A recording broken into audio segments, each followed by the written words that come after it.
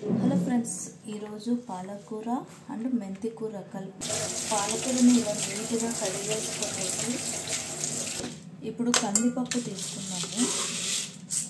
ఒక కప్పు కందిపప్పు తీసుకునేసి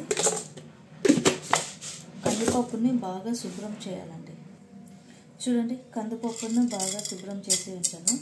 దీంట్లోకి ఇప్పుడు పాలకూర అండ్ మెంతి కూర ఇవి రెండు మిక్స్ చేస్తే చాలా టేస్టీగా ఉంటుందండి. పప్పు చాలా సింపుల్గా బ్యాచిలర్స్ కూడా చాలా బాగా త్వరగా అయిపోతుందండి కుక్కర్లోన. ఇవి రెండు మిక్స్ చేసేసి ఇప్పుడు కొంచెం సాల్ట్,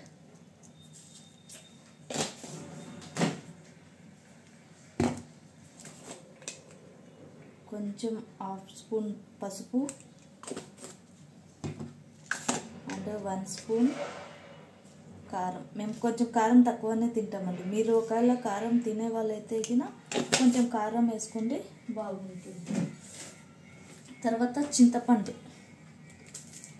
వేస్తే పప్పు టేస్టే చాలా బాగుంటుందండి. మనం ఇక్కడ టమాటా వేయం కదా పాలకూర చేసినందుకు, అందుకనేసి చింతపండు వేస్తే చాలా టేస్టీగా ఉంటుందండి. ఇప్పుడు ఒక ఆనియన్ వేస్తే సరిపోతుందండి. ఇలా చిన్న ముక్కలేం అవసరం లేదు, మళ్ళీ విజిల్ వచ్చేస్తుంది కాబట్టి పెద్ద ముక్కలుగానే వేసినా ఏం పర్వాలేదండి.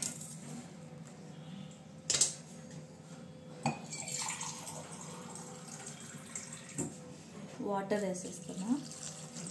కొన్ని వేయండి, దానికి తగినట్టు వేయండి. అది ఆకు మునిగితే చాలండి, సరిపోతుంది.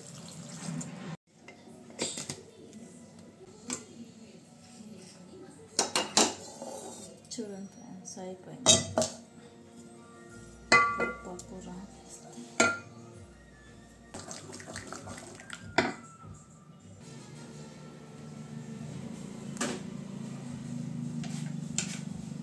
కొంచెం ఆయిల్ వేసేసి ఇప్పుడు పప్పు తిరువాత పెడతానండి.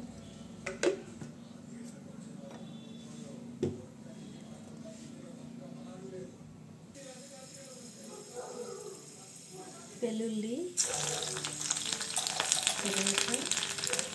కొంచెం శనగలు, కొంచెం ఉద్దిగాయలు, జీలకర్ర, ఆవాలు.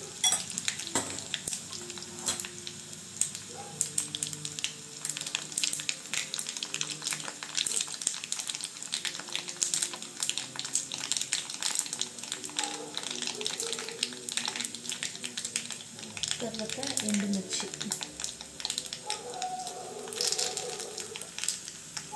కరివేపాకు అయిపోయిందండి. కరివేపాకు కూడా వేసుకుంటే చాలా టేస్టీగా ఉంటుంది. చూడండి, ఇలా తిరువాత పెట్టేసుకునేసి